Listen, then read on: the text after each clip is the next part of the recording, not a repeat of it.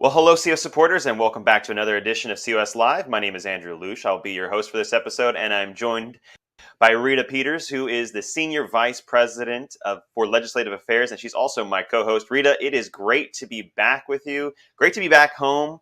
How are you doing? Well, it's a good question, Andrew. You and I are both just back from Colonial Williamsburg, where we were there for the simulated convention of states. And the truthful answer is I'm both energized by what happened at the simulation and also, frankly, still pretty exhausted from a couple of weeks of really hard work and not a whole lot of sleep. How are you, Andrew? Well, I'm the same. I traveled all the way from California to go to Colonial Williamsburg, and it was truthfully a blur. It was so much fun. There was so much excitement, but it just happened way too fast, and there was way too much processing that needed to happen in that short amount of time. But Rita, we're going to share some of the great moments that we both experienced during the 3 days in Colonial Williamsburg for the simulated convention. We're going to share some of the great moments that we both witnessed, and we're going to walk our audience through a few of the amendments that were passed out of convention, which was really exciting to see. So we're going to get to all of that. We also have our COS Now, in addition to the latest edition of COS Now, which is really exciting, put together by our own producer G. So we'll get to that momentarily. Last week was one of the biggest events in the history of the Article 5 convention movement. 49 states gathered for the purpose of restraining D.C. tyranny. Over 100 commissioners arrived in Williamsburg, Virginia on Wednesday for the start of the simulated Article 5 convention, which ran through Friday. On Thursday morning, Louisiana's Woody Jenkins and Senator Jason Rayford of Arkansas were elected convention president and vice president, respectively. All right, we have a majority of states. I would announce that the next president of the 2023 Convention of States is Representative Woody Jenkins. Sir.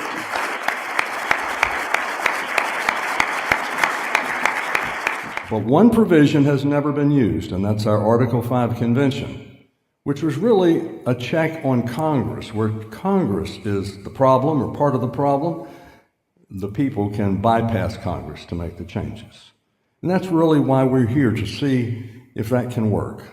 When people say that we might make a runaway convention, I'm going to tell you that America and Washington, D.C. is running away right now. The body then dismissed to 3 committees, one for each of the following subject matters: term limits and judicial jurisdiction, fiscal restraints, as well as executive and legislative jurisdiction. These committees considered hundreds of submitted proposals.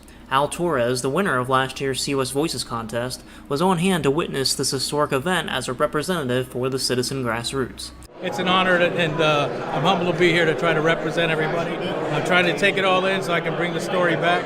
It's what you guys do that make this happen today. Friday's plenary session was live streamed to the world, with Rita Peters, Michael Ferris, Mark Meckler, and Rick Santorum providing commentary. This is hard work. Yeah. But it's worth it. And so I was very, very impressed with the seriousness. The commissioners engaged in lively debate regarding the proposals as presented by the committees, making points of order. Yes, sir. Come to the front, if you would. Under Mason's manual, I challenge the chair on that ruling and ask for a vote on the floor. Amendments. Be the proposal that you have on the screen with the additional sentence at the end.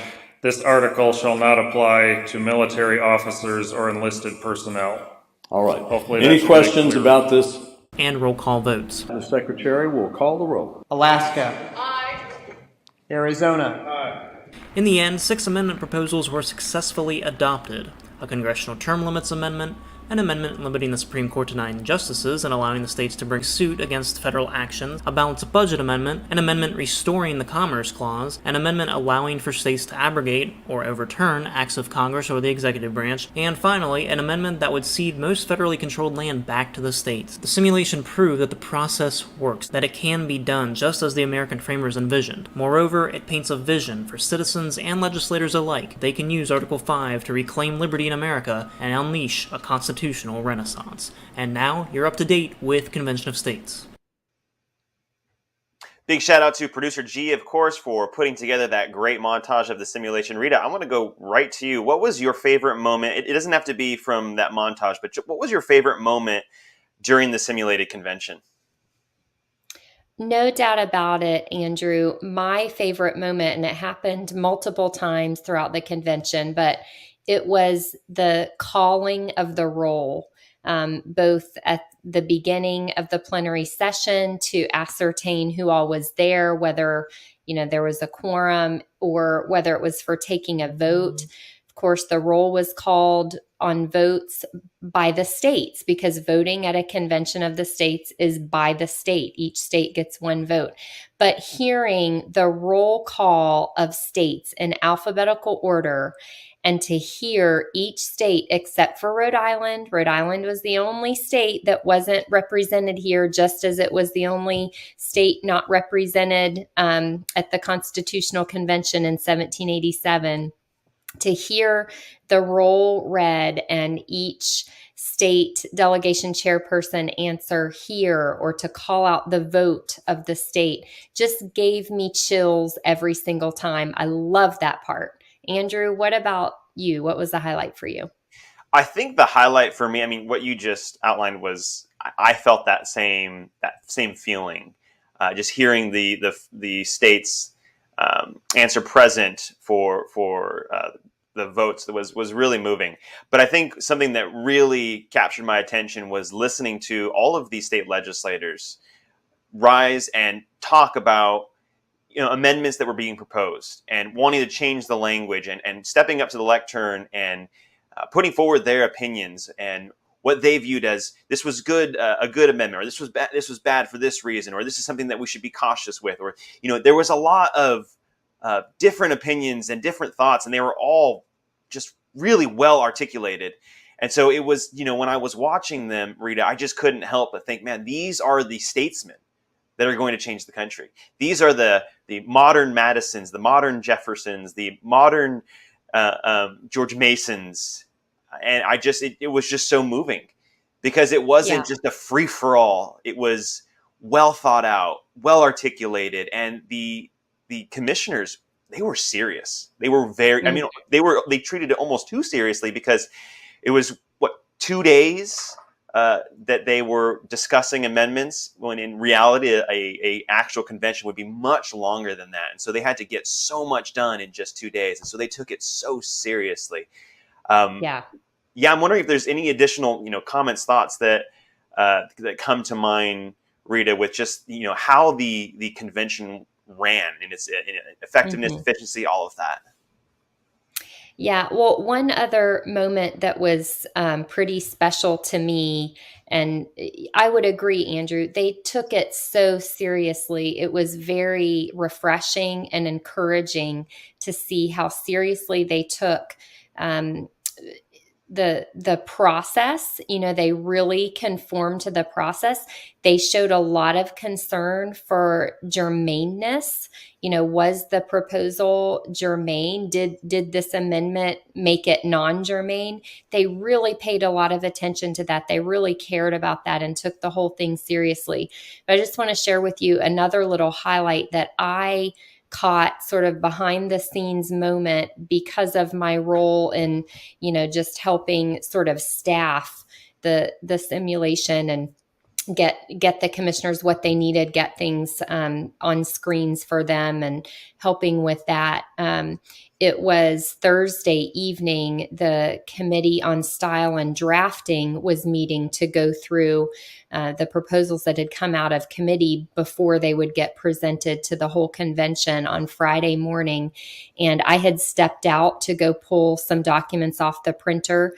And as Mark was headed back into that room with me, and this was an informal meeting, there were maybe 10 people in the room, and including convention president and vice president and the committee chairs.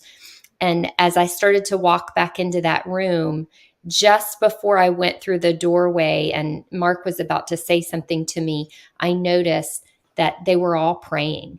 They were just spontaneously taking a few minutes to pray for Friday, for the outcome of the convention, the process of the convention. And different ones of them in the room took turns praying for the convention. And that was another moment where I had chills just to see how seriously they were taking it and seeing them stop to commit their work to the sovereign God. So it was really special. Mm-hmm. And the prayers that they offered with one another, the fruit of that really appeared the next day when all of the commissioners met for that plenary session, the Friday plenary session, and started debating the amendments and passing amendments. Amendments were passed.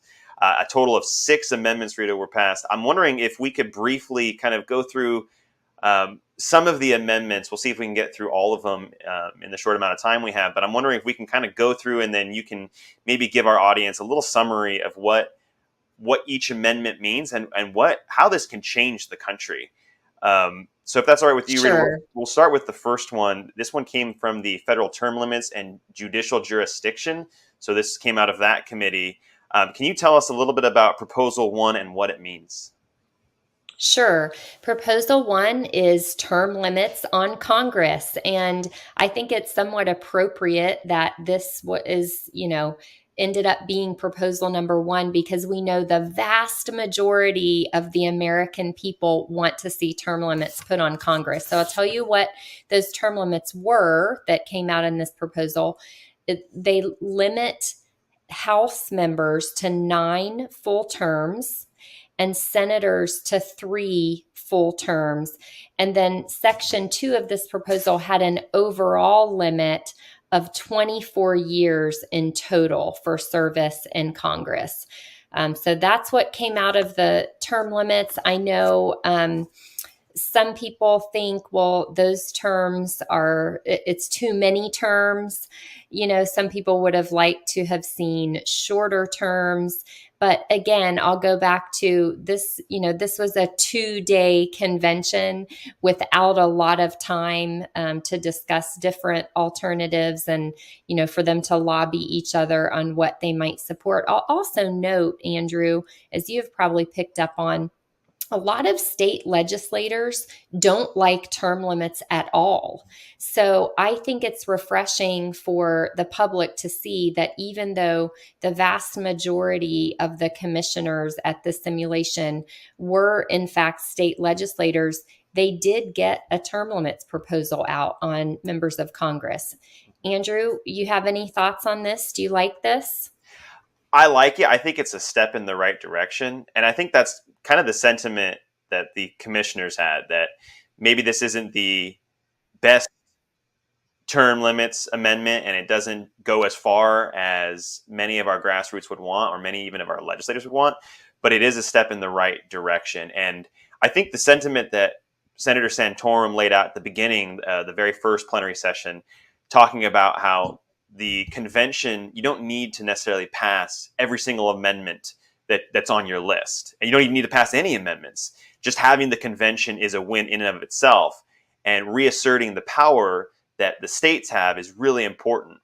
And so we heard that echoed throughout the entire plenary session, by the way, on Friday, and talking about how this is a shot across the bow of the federal government by the states. And this is an opportunity to rebalance the power between the states and the federal government. So I'm really happy with this amendment. I tend to agree that 24 years is still a long time to spend in Congress, but we're at least having the conversation, and we're starting to move in the direction of, well, you can't just spend as long as you want in Congress. We're watching and we're seeing that you're spending too long, and we don't want you to make a career of it. So personally, I'm thrilled by this.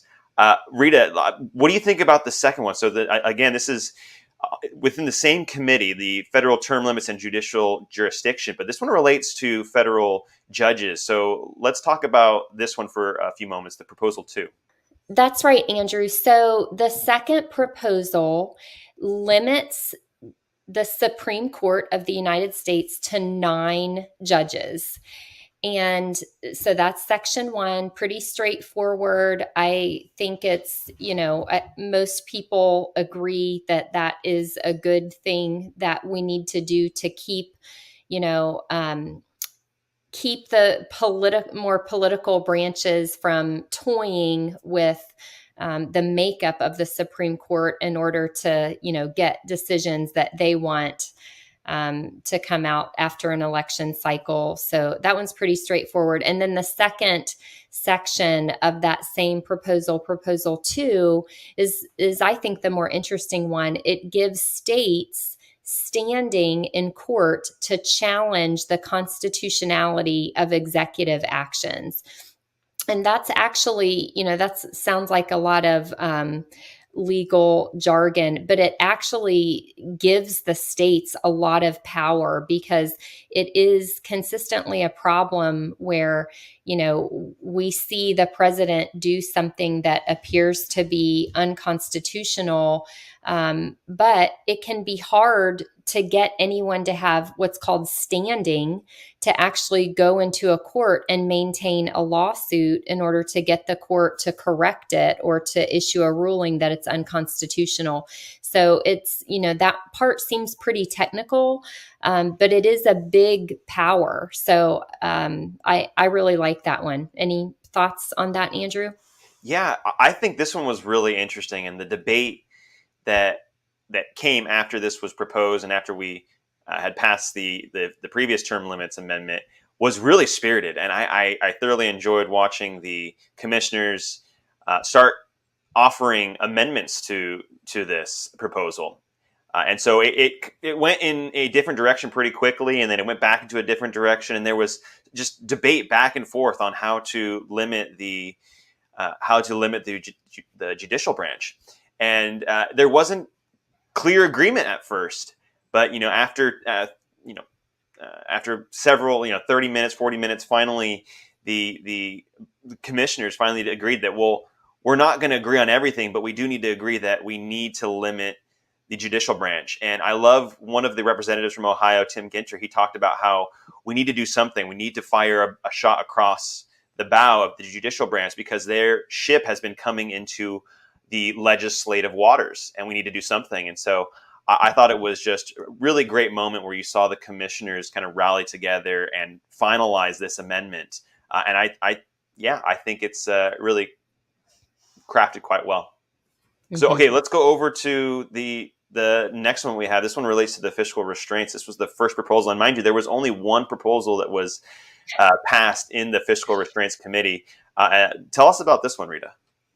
Yeah, so I don't have a whole lot to say about this one because I don't want to get into the weeds, but it's a balanced budget amendment. So it requires Congress to have a balanced budget. It seems so common sense, I know, to many of us. Of course, Congress should be required to balance its budget.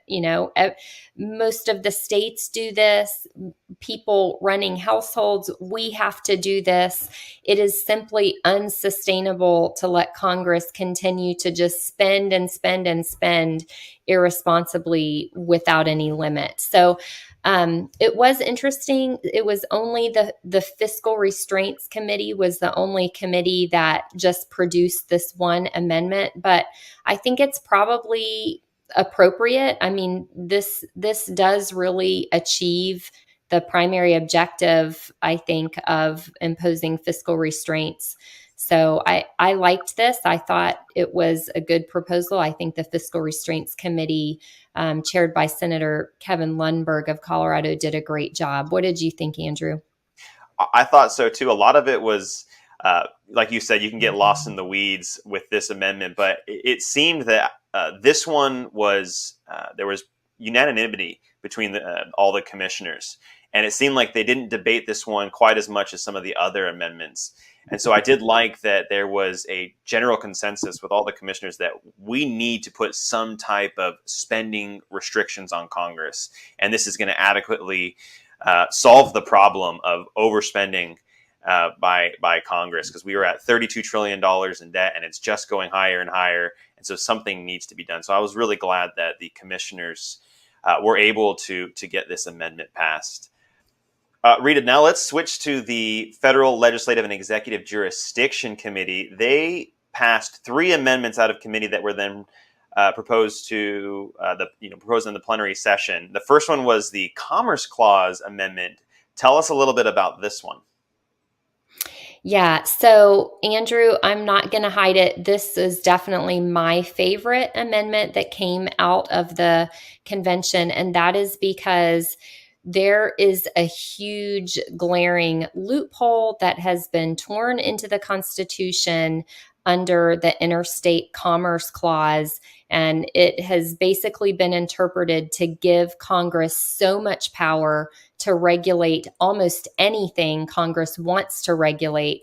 And so this amendment is a much needed repair to close up that loophole. And basically what it does is it restricts the definition of commerce in the Interstate Commerce Clause to the buying, selling, or transportation of goods and services across state lines.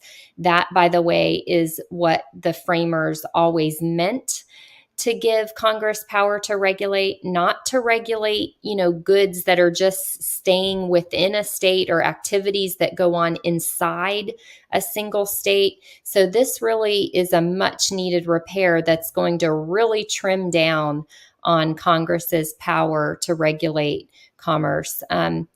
Another part of this same amendment says that Congress may not delegate rulemaking related to commerce.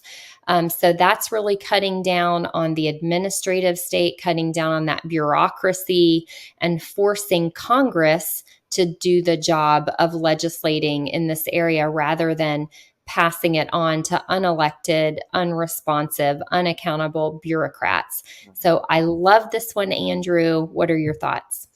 I second everything that you said. I do love this, and I love the simplicity of it as well. And I like the last part about the navigable waters and how the commissioners decided to insert this to make sure that it's clear that navigable waters means you can transport goods and goods across navigable waters. Because as you know, the federal government has twisted the definition of navigable waters to mean, a little pond of water on your farm that shows up because of rain or something like that. So it's just, I love that we're clearly defining words in these amendments, particularly the commerce one. The commerce is clearly defined. Navigable waters is clearly defined.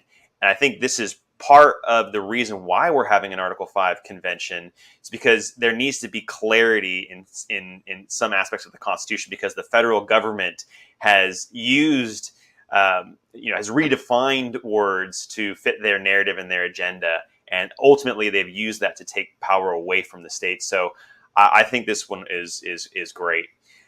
Rita, let's go over to the second amendment that passed out of this committee, and that is the abrogation amendment or the counterman amendment. Can you tell us a little bit about this one? Sure. So this is really an interesting one. Basically, that you see a lot of words there, but I'll just summarize it for you. It lets a simple majority of states abrogate federal law, order, regulation, or rules. And I should clarify, it gives that power to the state legislatures specifically. So basically lets a majority of the state legislatures say, nope, we don't like this law. We don't think this is good for the country. So we effectively overrule it. So this is a really interesting one, Andrew. And there was a lot of speculation among Mark Meckler, Mike Ferris, and Rick Santorum when I interviewed them about this right after the convention about whether there would be any chance that something like this would get ratified. This one, of all of them that came out of the convention, would probably be in real life the hardest one to ratify, because this is a huge power given to the state legislatures to basically reverse some action or law of the federal government that they don't like. Now, you will notice that the courts are not included in this. So this doesn't give the state legislatures the power to overturn a court decision. And that was hotly contested, if you recall, Andrew, at the simulation because a lot of people had strong opinions about, on both sides of whether the state legislatures acting in concert should be able to overturn a court decision. And I, personally, as an attorney, I think that would have been a bridge too far, at least at the simulation, because of all the technical things that weren't resolved. For instance, what happens to the two parties in the case if we were to let a majority of state legislatures overturn a court decision? Would that then leave the last court decision standing? And what if the Supreme Court decision that the states want to overrule was affirming a lower court decision? Then that kind of doesn't make any sense. So there were a lot of technical details that, was too much to overcome at the simulation, but a lot of interesting debate around this one. What are your thoughts about this one, Andrew? Yeah, I want to second what you were saying about a bridge too far. It just didn't seem like it was enough time to really talk about the details of what that would mean.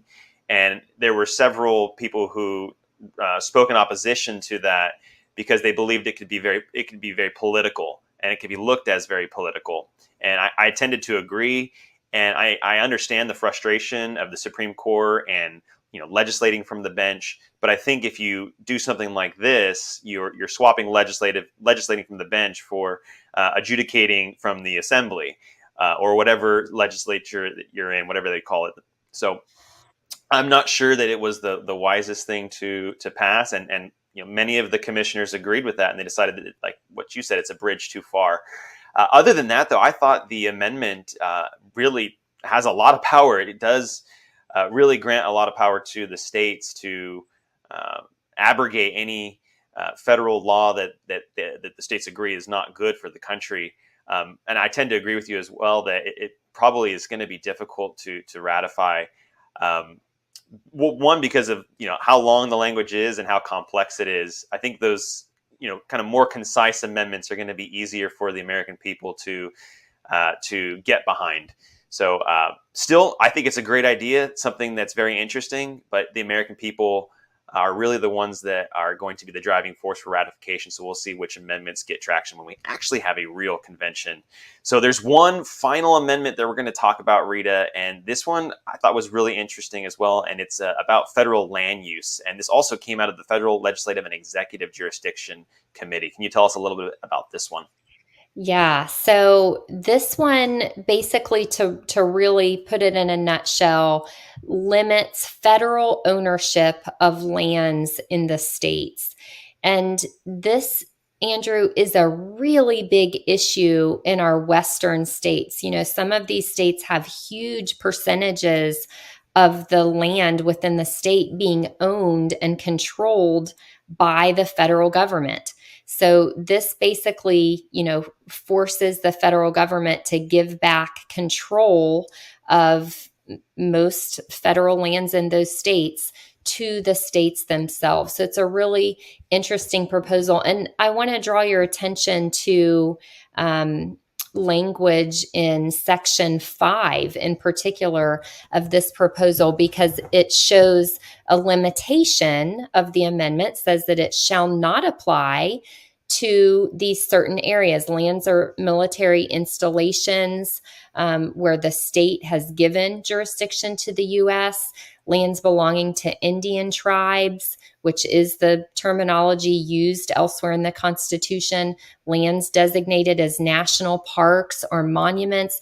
And the reason I'm pointing to this Section 5, Andrew, is it's just another example of what you were mentioning earlier, which is that these commissioners, even at this extremely short simulated convention, which is way shorter than the real convention will be, they were being very careful not to produce amendments that would have unintended consequences or that would reach too far or, do things that wouldn't actually be for the benefit of the whole country. So I thought this amendment is a good case study on just how careful and how thorough they tried to be.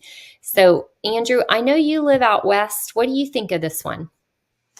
I think this one is really cool. I want to just really kind of pull on what Ken Ivory had talked about in the plenary session and also in the committee. He talked about how this is something that the federal government uses to really control the states in many different ways, especially in the West. And he had talked about I believe it was the forest commissioner. He talked about how the federal government, whenever there's a large forest fire or something like that, the federal government gets paid because they have to go and solve the problem and fix the problem.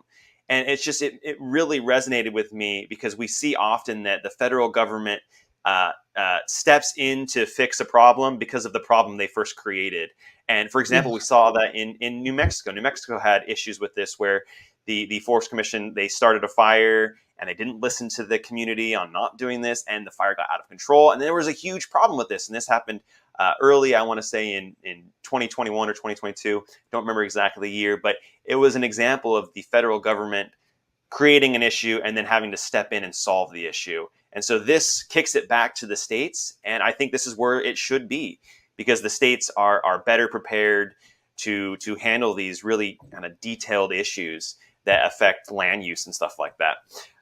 Rita, we went through all 6 amendments. I'd love to get your take on what you think could be the effect if one or all of these amendments were to get passed out of a real convention, and how it might affect our country and how it might rebalance the power between the states and the federal government. Andrew, it's probably going to sound cliche, but the truth is, if these amendments became part of our Constitution, we would see the power and jurisdiction of the federal government really reined in, as well it should be and needs to be.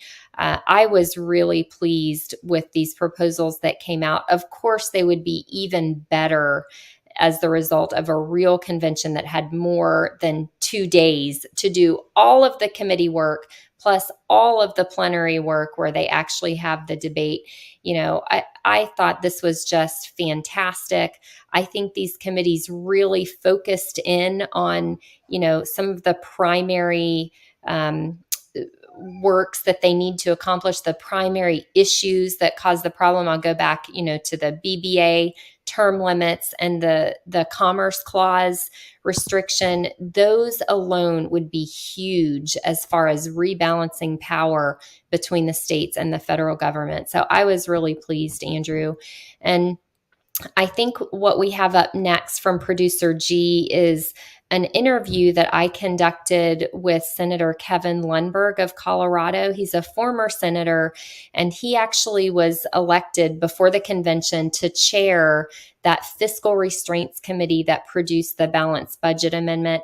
Now, I interviewed him I think it was on the lunch break at the convention. So it was before he was able to see what actually came out of the convention.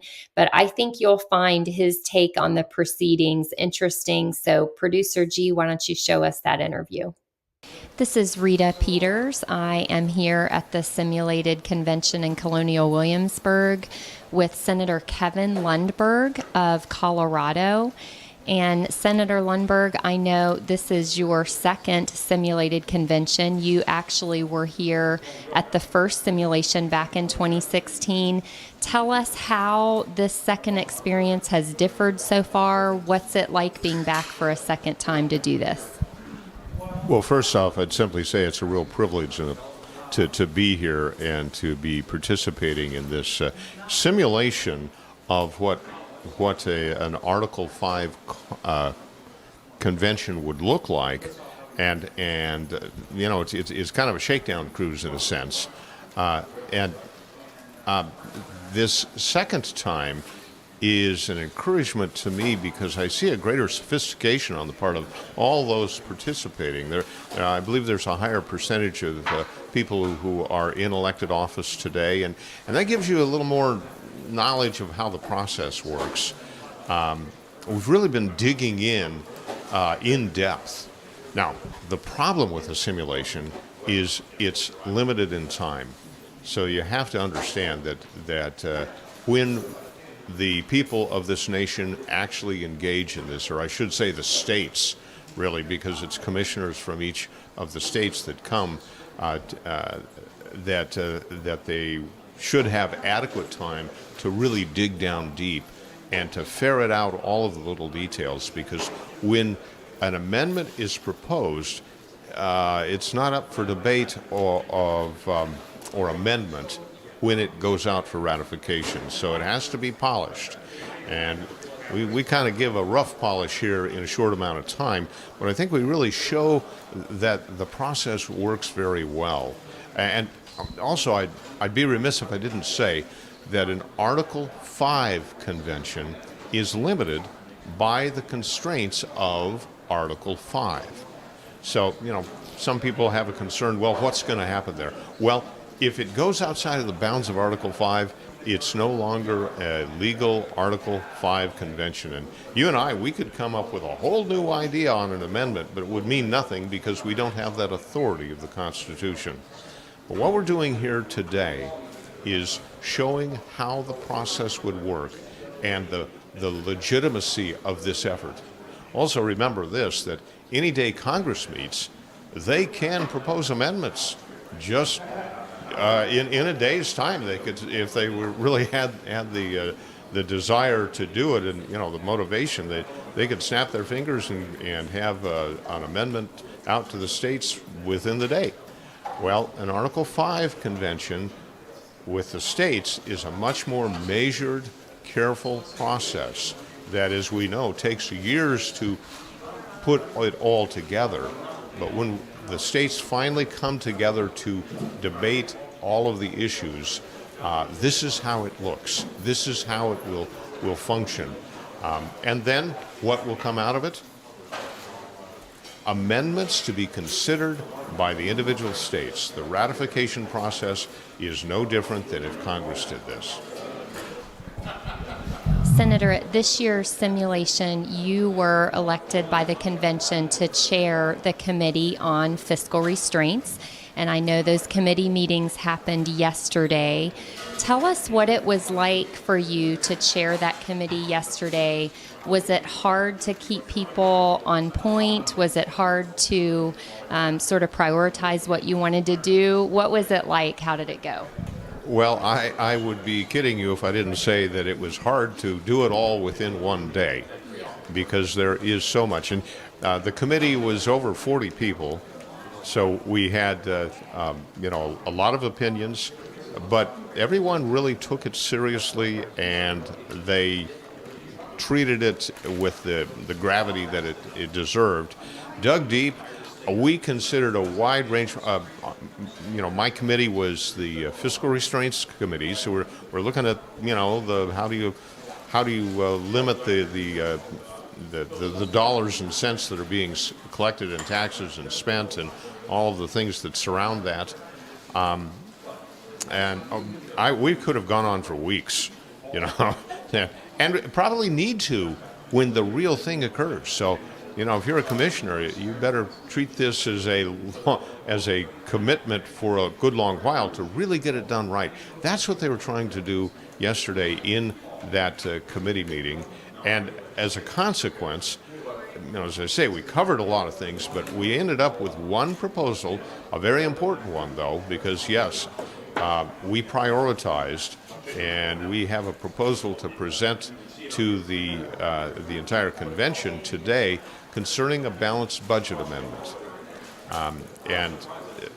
I trust because we're having this conversation in the middle of the day, so we don't know the outcome of it, but I expect that the convention as a whole will take it seriously as well. And there will be an amendment or two or three or who knows how many, but it's an important, very, very significant element in the whole concept of how do you balance that structure of authority and power between the states and between the federal government. Well, you limit how much money the federal government has to spend on things, and you insist that we live within our means and balance our budget. Senator, I know we're running out of time. The president gave you all a very short lunch break today, so I've got to get you back over there. But before I do, I know that you have been a champion of the Article 5 process, even nationally, for many years now. Tell us what it is that you find so compelling about an Article 5 convention and the timeliness of it today. Well, I've served 16 years in the state legislature. I'm retired at this point from that. Term limits, which I do support, kicked in my state. But throughout my entire career in the legislature, I could see the imbalance between the federal government and the state's role in governance. And yet, when I read the Constitution overall, the principle of federalism is just throughout a very important element. So, Article 5 is actually constructed to give the states the authority they need. If you go back to Federalist Paper number 85, it was Alexander Hamilton that wrote it. It's actually the last one published. And he says within there, if the federal government, my words, ever got out of control and went beyond its scope of authority, we put this element within Article 5 so that the states could reassert themselves and rebalance that principle. That's why I've been such a fan of this and such an advocate, because I know from the perspective of a legislator that it's not balanced right now. And this is a high priority for us to move forward. Federalism is such an important principle for good government, and it is so much woven into the fabric of the American system of government. But we've got to correct the course, and that's what Article 5 is all about, and I'm thrilled with the commitment that Convention of the States has put in to really make it so. So, count me on the team. We certainly do count you on the team. Senator Lundberg, thank you so much for your many years of public service, for your commitment to Article 5 and restoring our federal system. And thank you for taking the time to be at our simulated convention. And I hope your committee's amendment passes today. Well, thank you very much. And now it's time for the COS Live mailbag.